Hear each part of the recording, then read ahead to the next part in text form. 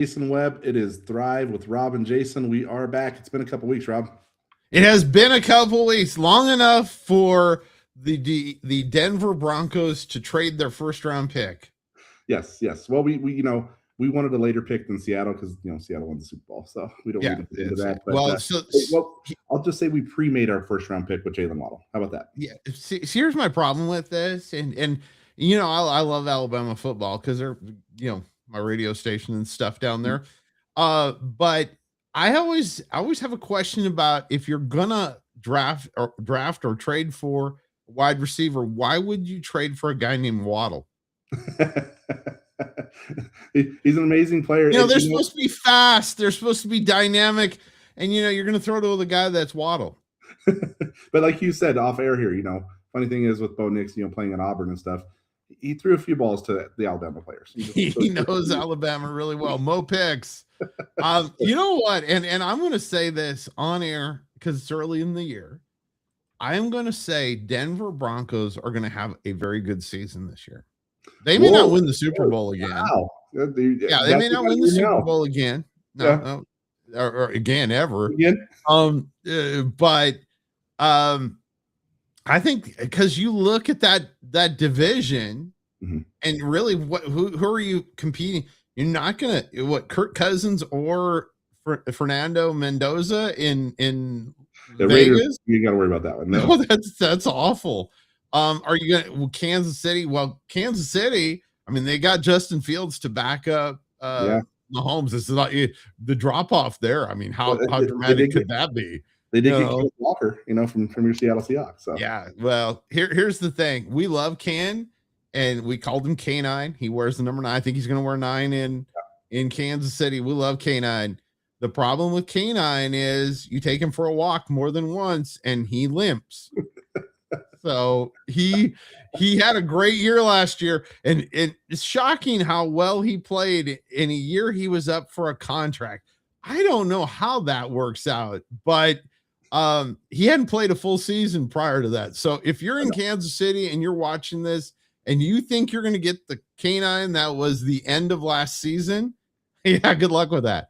Why do you think the Seahawks had 3? Huh?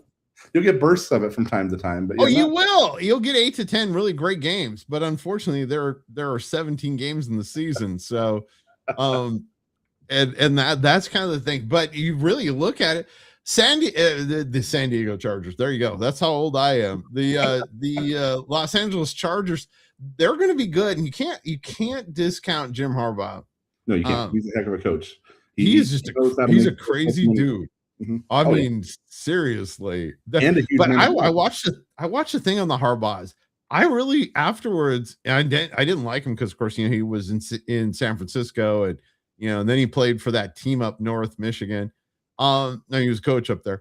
And I think he played there too, didn't he? He played for Michigan, yes, and then he went to the Bears. I remember this now, and the Colts and all that kind of stuff.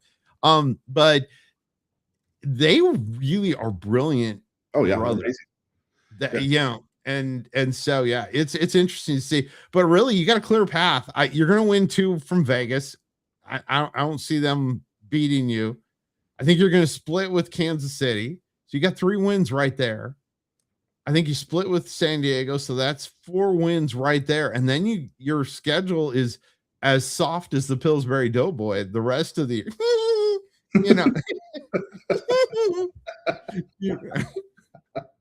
Oh man, yeah. See, we're gonna have to put that on repeat. We're gonna keep that one in there. Oh, it's hilarious. Yeah, no, I think we're gonna be just fine in our division, especially the AFC. I think we have a very strong path forward this year. And for the audience, the reason why we're talking a lot about football today is the first round of the NFL draft. It isn't going to be shown. The show isn't going to be shown until tomorrow. So we're kind of talking in the past here, but that's why we're going over these things. Seattle's still going to have a great team, Rob, but I don't think that they're going to pull it through this year. I think Denver does have a better chance. I don't know if they're going to win it. There are some other teams out there. Like you still have to worry about Kansas City and a few other teams. I think the interesting thing for this year, I think is good for the Seahawks. You lost a lot of really good players. And we did. We lost. I think it was 6 free agents, and that's tough. And then you got a couple guys are retiring, and you have all that stuff.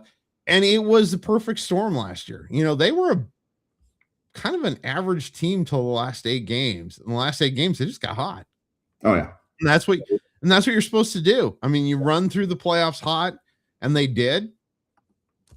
I think they're interesting. They're an interesting team. Even people in Seattle, and I don't live there anymore, but even people in Seattle are going, hey, realistically, let's hope we make the playoffs again. Yeah. Back to back is very rare. And so you're built and the thing about the Seahawks, and I don't know about Denver, but we're one of the youngest teams in the league. Yeah, and Denver's one of the oldest.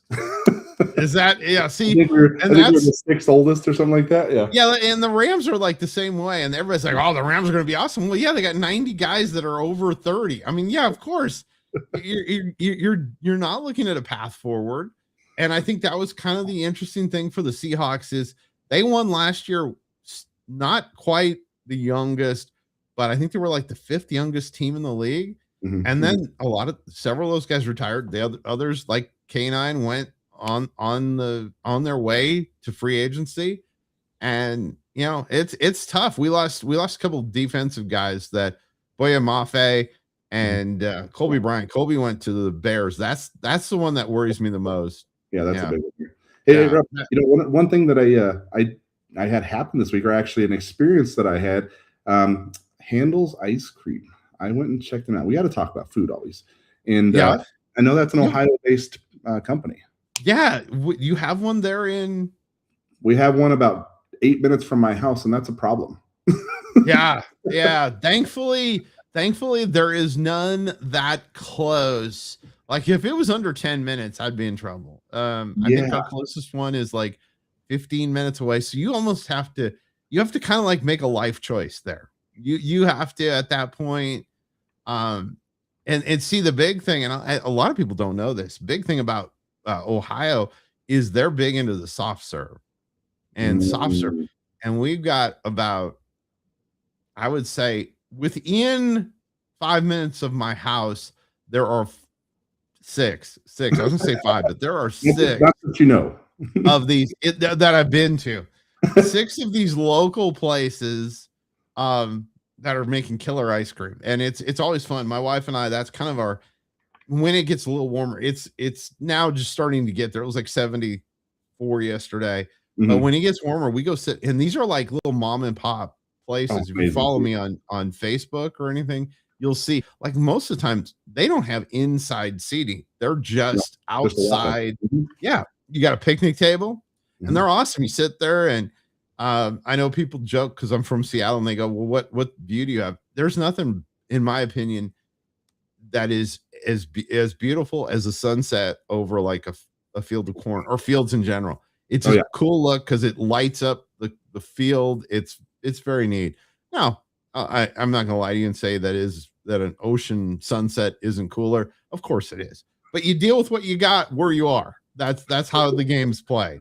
That is true, and we get the mountain sunsets here, so you get the bright lights. So I think there's beautiful sunsets everywhere with that, but the ice cream with Handles. If anybody is listening from Handles and wants to sponsor us, we are open. Reach out to us because the ice cream is amazing. Okay, I'm gonna buy it no matter what. So, what did you get when you went? What did you get? Oh, I had Not Your Dough. It's like cookie dough ice cream with pretzel bits. It was amazing.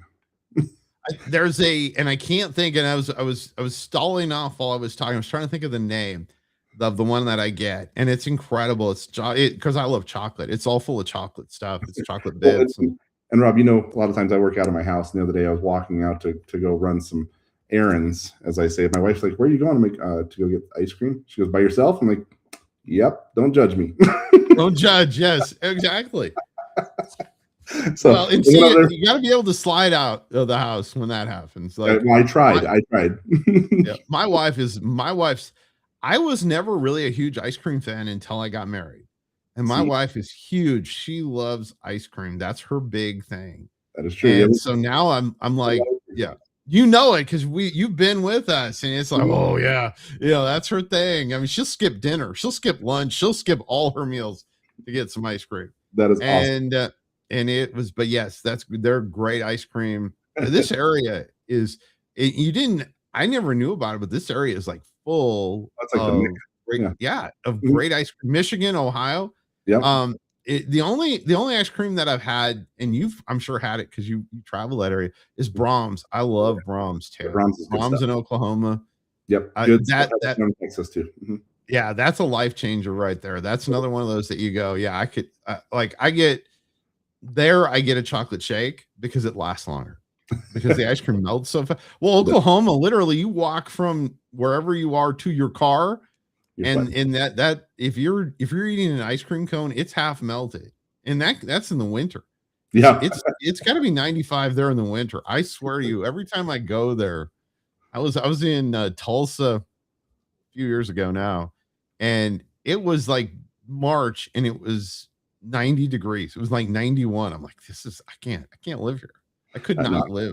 Wind and things. No, I just couldn't. I'm good. But yeah, we should probably talk about our guests. Huh? We should, because that is why we're here. Other than, I'm sure people by now love our eating habits. Well, we do like to talk about it. Yes. But today we're joined by Coach Dan Sanfilippo, a credit and funding strategist and the CEO and founder of Black Belt BS Business Solutions. Over the past 7 years, Dan has helped more than 4,000 clients not just improve their credit, but position themselves to access real funding with better terms, higher limits, and long-term strategy. What sets Dan apart is simple. He looks at the full picture, personal and business, and helps people align their financial profile with what lenders are actually looking for so they can move from guessing to getting approved the right way. Welcome to the show, Dan. Good morning. Good morning. Thank you for having me, Jason. Good morning, Rob. And man, Dan's up early. He's out in California. It is early there where you're at, brother. I really appreciate you waking up and coming up on the show and just chatting with us here. Hey, got to ask me, you an ice cream guy? A vegan ice cream. I found over here a vegan ice cream place not long ago, and yes, awesome, brother. Awesome. I will indulge. Well, cool, brother. We are a faith-based program, so I got to start with a question about this. We do talk about God's stewardship and calling. How has your faith kind of shaped the way that you approach money and helping people access this funding stuff as we get into these? Well, my main formula in life today, Jason, is trust God, clean house, help other people. Yep. In that order. That's the simple answer to that question. Well, it's awesome. Well, and you do you're MMA specialist. You do a lot of fighting and coaching through that as well. And man, you fight with that piece. You got the funding piece on this, and we do see a lot of times within the faith-based side of this that we're not supposed to be fighting, right? We're not supposed to have money as things, and you don't do that because of those reasons. Like, you lead with the faith-based side, even though you're not always faith forward and stuff, but just in your mind and your spirit, and me getting to know your faith walk, dude, that is incredible. And at some point we'll get into that, probably not on the show. We got just a short amount of time, but brother, how did you get into what you're doing here with the credit financing funding, helping people, guide them through this stuff? So, it relates to my sobriety as well. I got clean and sober on October 8th, 2012. Praise the Lord. That was the day I decided to turn my life and my will over to the Lord, and from there just develop this formula of trust God, clean house, help other people. And I started out helping people in recovery, and got into I started a business called Recovery Boulevard, where we did TV, radio, and internet marketing for the drug and alcohol treatment industry. Amazing. So then there was a lot going on. The government changed the rules in their arena, and I wound up holding the bag with a bunch of retainers that were not getting paid because they were making some big changes in their industry. So I wound up having to figure out myself, how do I get out of this debt I'm in? How do I get my credit straightened out and get capital to work a new business? Yeah. And that's how it all started. So the short end of it is I had to learn how to optimize my credit. I started out with paying everything on time, had my credit score above 700, but I just still wasn't getting approved for credit cards, lines of credit, or loans that I was applying for, and I couldn't figure out why. And it really was a dark time at that moment. And I had a call with one of my buddies who told me, "Hey, how are you? How is it that you're approaching?" Because I was getting my black belt that year, like within a couple of months. I had been training really, really hard and won the World Masters Jiu-Jitsu Championship just a month before in Las Vegas. And he said, "How could you be doing all that and let a situation like this, take you out?" Because I was on the verge of relapsing over it. And that's when I started to tap into what I know, which is martial arts. And I said, you know what, he's right. So I started reverse engineering. I was basically doing jujitsu on the denial letters from Experian and from these different various entities that I had been applying to. Then I started to research and call and question lenders, asking them, what is your criteria? What do you actually need? Like, let's get to give me the full scoop. What do you need in order to approve me? And what is going to cause a denial? And I went and did that over and over again, really, really in depth for the first year. Got it. And then I found a formula that I believe worked. I started battle testing it. And then all of a sudden was able to secure funding and start getting credit cards with high limits and low interest rates and good payment term loans. And then I tested it on family and some friends, and that was over 8 years ago. So now today I still, right? It's like martial arts or like recovery or like faith. We're always learning. We're always learning something new. So I stay coachable and I continue to stay up to date with everything that's happening today. So that still involves continuously researching, asking questions. But that's really my background is that's kind of my opponent, right? Is I want to be 5 moves ahead of the opponent. Well, and that's also what you do in the coaching aspect of this, because it's like you just said there, it's more about engineering approvals. It's not just about applying, doing all these things. There's more of a process with this, because I know, like, when I first started getting into business and doing things, I had a great credit score. I started doing all the things, but I'd apply for things and I wouldn't get it. I'm like, wait, I've been told my credit score is this. It's great. It's doing well. Why am I not getting these pieces?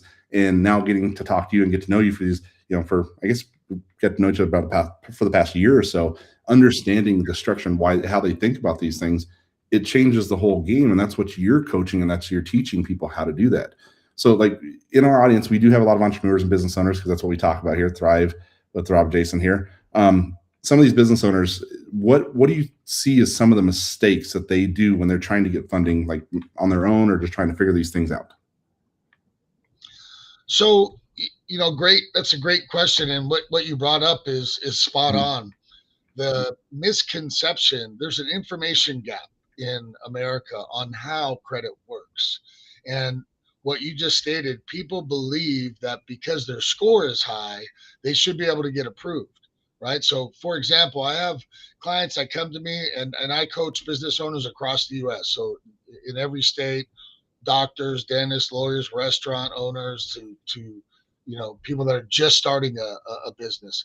And what we found is, people would ask me, "Hey, Dan, I've got a 750 credit score. How come I'm not getting approved for a $1,000 credit card while my wife or my husband has a 640 score and just got approved for a $10,000 credit card with 0% interest for 18 months from Bank of America? How can that be?"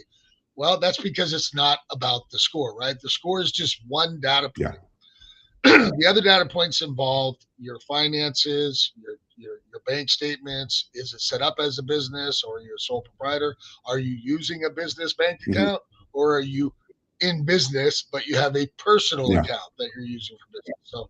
So many different variables, but probably the biggest mistake is people believing that their score is what determines whether they get approved. Really? And that's just not true. And talking with you and understanding what you do with your mixed martial arts and everything else that you're doing with your businesses and just your life, it's always been about preparation for that one, that fight or that, that application and preparation is key to even this piece. As we've talked about these things, like even in my businesses and stuff, as you're helping with a couple of those, like, hey, what do we need to prepare on this safely? We pull up my credit report, and you're going through, and okay, let's do this. Let's look at this. Let's get all prepared before we really just start applying, because a lot of people will just go and apply, and that doesn't help you at all, because that dings it too, right? Yeah, that's a huge part of it right there is people just applying and they're getting new inquiries. So, for example, I teach 3 phases of credit and how it works based on over 4,500 clients in the last 8 years of data, right? So, what I've seen is that the first phase I'll just talk about, which is 5 steps. 1, you can't have more than 4 new hard inquiries in the last 6 months. That's when someone pulls your credit. Number 2, each of your open credit cards on the credit report should be reflecting on the report under 33% utilization, each individual credit card. Number 3, you can't have too thin of a credit profile. So you can have a 780 score with just 1 open account, but you'd be deemed or denied for having too thin of a file. And then number 4, you can't have more than 2 new open accounts in the last 12 months. And 5, one of your open accounts should be at least 10 years old, if not older. Yeah. And if you don't have one on there, there's ways to get one on your credit report. If you address those areas before you apply to a lender, you're more likely to get approved, not only for a higher limit or loan amount, but more favorable payment terms and a lower interest rate, most importantly, a lower interest rate. If you don't address those areas, you'll most likely get denied. But if you get approved, it's going to be for a lower limit or loan amount than you should have or could have received, not so favorable payment terms, and most crucially, a much higher interest rate, which is not what we want.